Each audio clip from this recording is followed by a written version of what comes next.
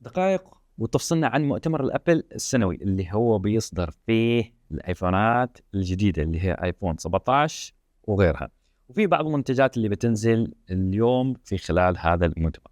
الأهم من حاجة، هل بيكون في تحديث على كاميرا الآيفون على أساس إن نحن نعرف هل نحتاج نغير أنا من الآيفون 16 إلى 17 على أساس إنه يكون عندنا كاميرا احترافية في التلفونات.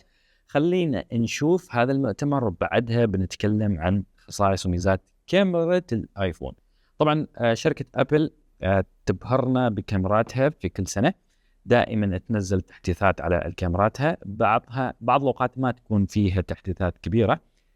خلينا نشوف إيش بتكون هذا أهم تحديثاتها في هذه السنة على أساس إن نحن نقدر نقيم هل كاميرا الآيفون 17 أفضل من الأجيال السابقة أو تحديث بسيط مجرد آيفون 17 كالعادة بدون أي تحديثات.